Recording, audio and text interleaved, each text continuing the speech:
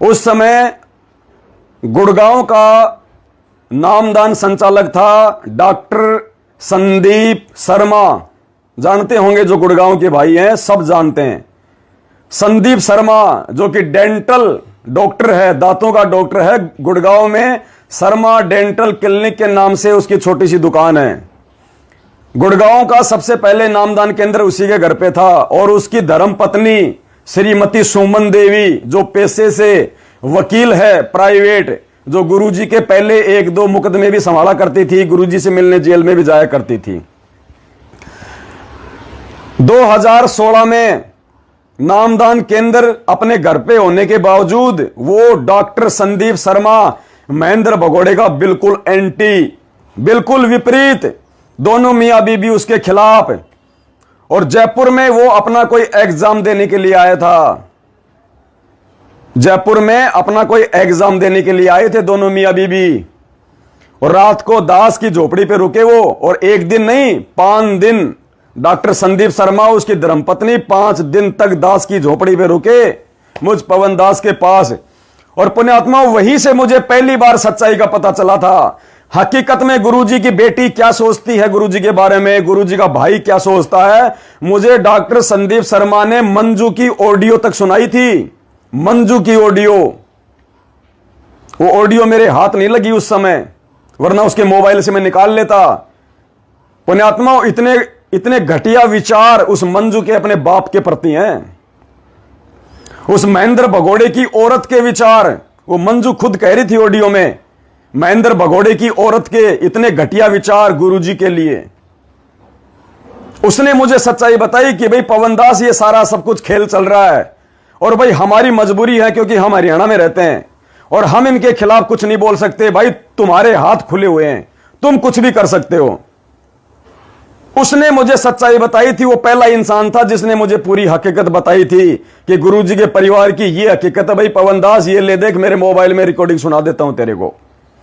पुण्यात्माओं, उसी रात इस पवन दास ने एक लेटर लिखा गुरुजी के नाम पे रात के 2 बजे। डॉक्टर संदीप शर्मा ने मुझे आश्वासन दिया था कि तेरा लेटर मैं मेरी वकील पत्नी के माध्यम से गुरुजी के पास जेल में भेजूंगा, तुझे जो लिखना तू लिख के दे दे। पुण्यात्माओं, रात को 2 बजे ये पवन दास नीचे गया, अपनी भक्तमती को जगाया। दास रोने लग गया। बोली, क्यों रो रहे हो, रात को क्या हो गया? मैंने कहा, इन बच्चों को भी जगा। 2 बच्चे मेरे छोटे छोटे थे दोनों उस समय, दोनों बच्चों को जगाया रात को 2 बजे। और दास ने पूरा लेटर लिखा, एक 1.5 पेज का। उस समय दास जंतर मंत्र जाया करता था 2016 में, जब इन मैनेजमेंट वालों ने जंतर मंत्र पे संगत को गुमराह करके बैठाया हुआ था सीबीआई जांच के लिए, और सीबीआई जांच नहीं हो पा रही थी। तो दास ने एक लेटर लिखा था गुरुजी के नाम पे कि हे परमपिता परमात्मा, ये जयपुर से आपका छोटा सा कुत्ता पवन दास, मेरी भक्तमती नीतू देवी और मेरे 2 बच्चे दीपक और लक्की, परमात्मा आपकी सीबीआई जांच सरकार नहीं करवा रही है। और परमात्मा, जब तक सरकार का ध्यान आकर्षित नहीं किया जाएगा, वो आपकी सीबीआई जांच पे ध्यान नहीं देगी, क्योंकि उस समय तक मुझे सच्चाई का नहीं पता था। तो दास ने उस लेटर में लिखा कि हे गुरुदेव, आप अपने इस नीच पवन दास के परिवार पे दया बख्शो परमात्मा। ये दास सरकार का ध्यान आकर्षित करने के लिए, ताकि आपकी सीबीआई जांच हो। मैं अब की बार मेरे परिवार को लेके जंतर मंत्र पे जाऊंगा, और मैं कहीं से भी, मैं एक देसी कट्टे का, मैं एक बंदूक का, जो रिवॉल्वर आती है, जो पिस्तौल आती है, कहीं से भी मैं एक छोटी सी पिस्तौल का जुगाड़ करूंगा, चाहे मेरे को लाख रुपए में क्यों ना मिले। हालांकि मैंने जीवन में कभी गिलोल भी नहीं खरीदी, लेकिन उस समय दास ने उस लेटर में लिखा कि परमात्मा, मैं एक रिवॉल्वर खरीदूंगा, रिवॉल्वर, और अपने परिवार के साथ में गुरुजी, मैं जंतर मंत्र पे लाखों भक्तों के सामने और पुलिस वालों के सामने स्टेज पे सबसे पहले मैं भाषण दूंगा कि ये सरकार मेरे गुरुदेव की सीबीआई जांच करवाए, मेरे गुरुदेव निर्दोष हैं, उनको बाहर रिहा किया जाए। और यदि सरकार मेरी बात पे ध्यान नहीं देती है, तो उसी समय मैं सपरिवार सबसे पहले अपने दोनों बच्चों को गोली मारूंगा, वही स्टेज पे सबके सामने, मीडिया के सामने। अपनी पत्नी को गोली मारूंगा और फिर अपने आप को गोली मार के मैं वहीं समाप्त कर दूंगा गुरुजी। और मैंने मेरी भक्तमती से कहा कि बोल तू तैयार है कि नहीं है। बोले गुरुजी के लिए तो जान हाजिर है, ये बात कोई पूछने की थोड़ी है। पूछने का मतलब आपने मेरे ऊपर शंका कर ली। दोनों बच्चे मेरे रात को 2 बजे आंखें मसल के बैठे थे। बोले क्या हुआ पापा जी। मैंने कहा बेटा ऐसी बात है। बोलो क्यों रो रहे हो आप। मैंने कहा बेटा ऐसी बात है, परमात्मा के लिए जान देने का समय है और ये मौका बेटा हमारे को बार बार नहीं मिलेगा। भगवान धरती पे है, पार होने का समय है। दोनों बच्चों ने कहा कि ठीक है पापा जी, जैसा आप और मम्मी जो करो हमारे को फाइनल है। उस लेटर के अंदर पुण्यात्मा वो साक्षी है, वो डॉक्टर संदीप। ये दास अगर झूठ बोले तो परमात्मा मेरा धरती से मेरा नामो निशान खो दे मेरा। वो लेटर आज भी पुण्यात्मा दास के पास में सुरक्षित रखा हुआ है। मैंने डॉक्टर संदीप को ऊपर जाके मेरे बच्चों की सहमति लेके उसी दिन अपने आप को जीवित मार के परमात्मा के चरणों में कि परमात्मा आज के बाद आपके दास का जीवन नहीं है। आज के बाद परमात्मा इस दास दुनिया में जिंदा नहीं है। इस दास का शरीर अगर काम आ जाए तो परमात्मा काम में ले लेना। ये दास उस डॉक्टर संदीप को जाके, वो संदीप डॉक्टर आज भी जीवित है, वो मरा नहीं है। हालांकि मैनेजमेंट का चापलूस बना हुआ है, सारी हकीकत का उसको पता है। ऊपर जाके वो लेटर मैंने उसको दिया, उसने लेटर को पूरा पढ़ा और कहा कि पवन दास मैं तेरा लेटर गुरुजी के पास में पहुंचाऊंगा। उसने मेरे साथ में धोखा किया।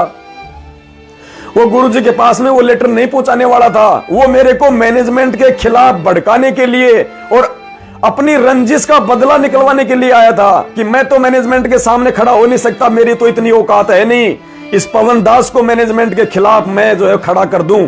और हकीकत भी थी ये बात, मैनेजमेंट था भी उसी लायक। उसको मैंने लेटर दिया, सुबह उसने मुझे वापस लेटर दे दिया।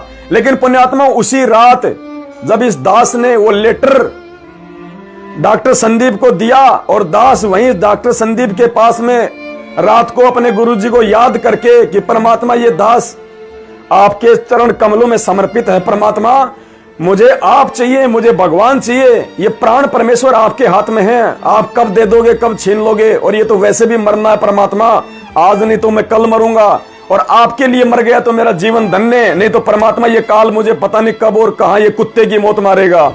आप ही की वाणी है परमात्मा की, कहां जन्मे कहां पाले पोसे कहां लड़ाई लाड, ना जाने इस देही के कहां खिंडेंगे हाड, पता नहीं कहां मारेगा मुझे ये।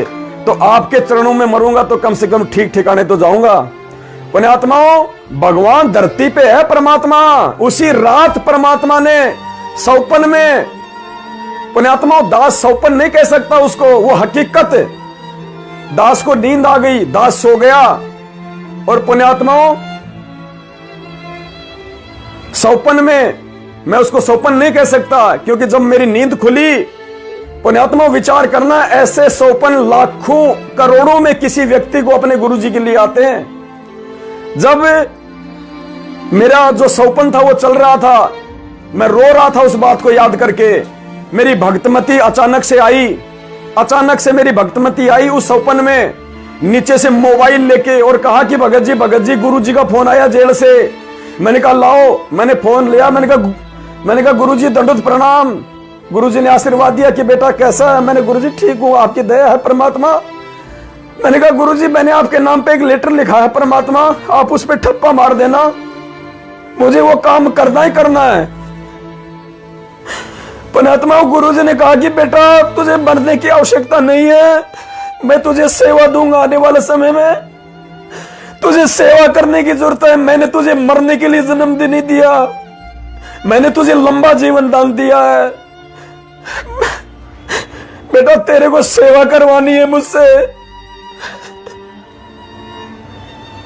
और बेटा तेरी ये अर्जी मेरे पास में आ चुकी है, तेरा लेटर मेरे पास में आ गया है। उसी समय परमात्मा से बातें करते करते दास रोने लग गया, और जैसे ही दास की आंखें खुली, पुण्यात्मा मेरे आंसू वैसे ही चल रहे थे सपन में।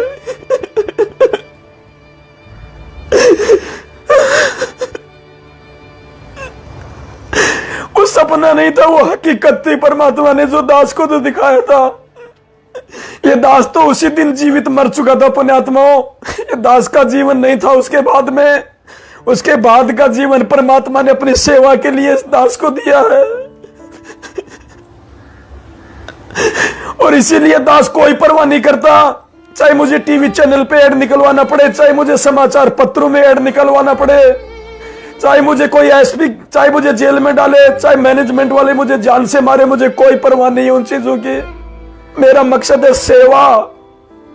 कल को मेरे गुरुजी आके मुझे यह ना कह दे कि अरे हरामजादे, जब तुझे सच्चाई का पता था कि तेरा बाप जेल में बैठा है और तू बाहर उन गुलामों की गुलामी कर रहा, काल के दूतों की, नालायक तू मर क्यों नहीं गया? तेरे भाई बहनों को लूटा जा रहा था, उनको काल भगवान की भेंट चढ़ाया जा रहा था, उनकी मर्यादा तोड़वाई जा रही थी। हरामखोर तू देख कैसे रहा था? तेरे अंदर क्या आत्मा नहीं थी? क्या तेरा जमीर मर गया था? अपने आत्मा, ये दास तो उस समय को देख देख के डरता है कि कल को मेरे गुरुजी आके मुझे डांट ना मारे, मुझे परमात्मा रिजेक्ट ना कर दे कि तू रिजेक्ट हो गया मेरे मार्ग से।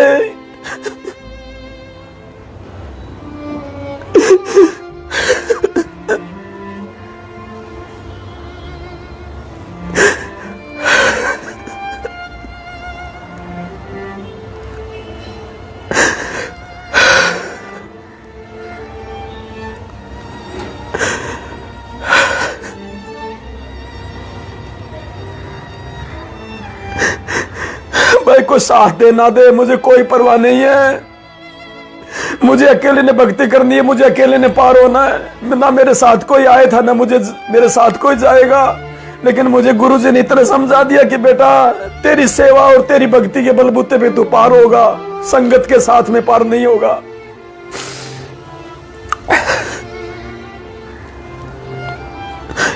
तो भाई और बहनों, मुझे इस बात की कोई परवाह नहीं है। मैं अपने परमात्मा सदगुरु रामपाल जी भगवान की नजरों में पाक साफ रहना चाहता हूं। मुझे मैनेजमेंट की नजरों में पाक साफ नहीं रहना, मुझे संगत की नजरों में पाक साफ नहीं रहना, मुझे किसी भगत की नजरों में पाक साफ नहीं रहना। चाहे कोई मुझे ठग कहे, चाहे कोई मुझे लुटेरा कहे, चाहे कोई मुझे चोर कहे, चाहे मुझे कोई कुछ भी कहे, मैं सदगुरु रामपाल जी भगवान की नजरों में पाक साफ रहना चाहता हूं। और जो हकीकत मैंने देखी है बरवाला कांड में, ये दास था वहां पे, कमांडो बना हुआ था इन दुष्टों की उस गंदी हरकत के चलते। मैंने वहां हकीकत मेरी आंखों से देखा है, और मेरे भगवान के वचन मेरे लिए सर्वोपरि है। मेरे गुरुजी के वचनों से बढ़ के मेरे लिए कुछ नहीं है दुनिया में कि बेटा ये मैनेजमेंट मेरा नहीं है, इसको मैंने रिजेक्ट कर दिया है, मैं अपने भगवान पे चलने वाला हूं।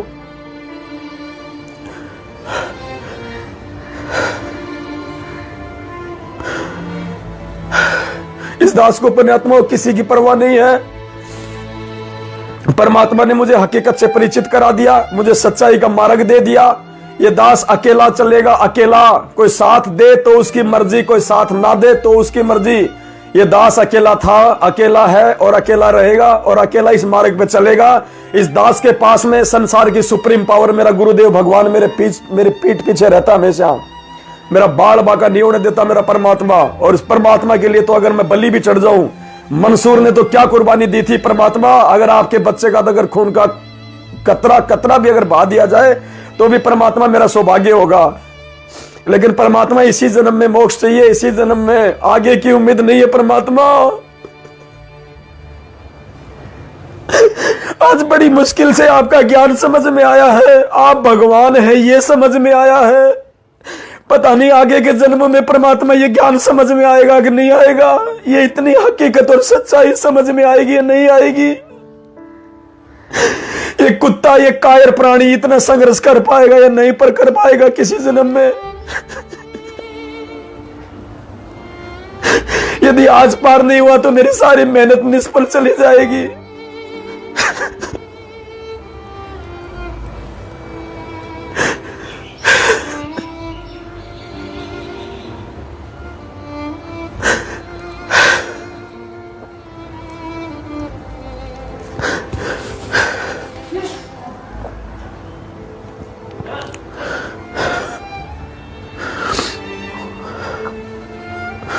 उसके बाद देखो पुण्यात्मा, इन्होंने एक दूसरी न्यूज निकलवाई है सभी समाचार पत्रों में। ये बौखला चुके हैं पुण्यात्माओं। अब आप लोग डर के मत बैठो, अपने हाथों में चूड़ियां पहन के मत बैठो, आप रह जाओगे यहाँ पे। हमारी यही परीक्षा चल रही है वर्तमान में, सिर्फ यही परीक्षा है कि हम सच को जान के सच का साथ देते हैं या आंख बंद करके हम लोग झूठ का साथ देते हैं। वो सत्यवादी परमात्मा झूठ के साथ नहीं है, झूठों के साथ नहीं है, वो सच के साथ है। उसके बाद इन्होंने अखबार में एक दूसरी सूचना निकलवाई है सार्वजनिक तौर पे। ये पूरी तरह से बौखला चुके हैं पुण्यात्माओं, और अब इन्होंने अखबार में ऐड जाने से रोका है।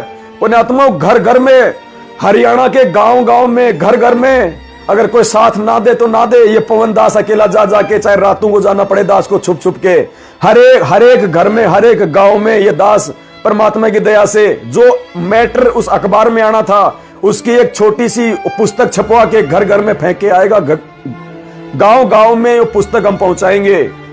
कोई साथ दे तो बहुत अच्छी बात है मेरे भगत भाई बहन। इन्होंने एक सार्वजनिक सूचना निकलवाई है, आप जी देखिएगा ये कितनी बुरी तरह से बौखला चुके हैं। ये इतने डर गए कि इन्होंने अखबार वालों को भी सूचना दे दी कि यदि हमारे सतगुरु रामपाल जी की कोई सूचना अखबार में निकालोगे तो तुम्हारे खिलाफ कानूनी कार्रवाई करेंगे। अखबार वालों तक को इन्होंने सूचना दे दी। इतने डर चुके हैं ये लोग, और तुम इन डरे हुए, इन गीदड़ों से डर रहे हो, तुम इन गीदड़ों से डर रहे हो तुम। ये गीदड़ है, ये गीदड़, वो गुरु जी का भाई गीदड़। अरे शेर है तो 8 साल से भगोड़ा बन के क्यों घूम रहा है? आरामखोर, सामने आ संगत में, बता सच्चाई, डिबेट कर। ये दास आएगा साधना टीवी चैनल पे, 5 घंटे की डिबेट रख, आजा सामने, पूरी संगत के सामने बरवाला कांड के ऊपर सबूतों के साथ में बात होगी। तेरे धुरंधर से धुरंधर वकील को ले आना, तू आ जाना वहां पे डिबेट के लिए। क्यों नहीं आते सामने?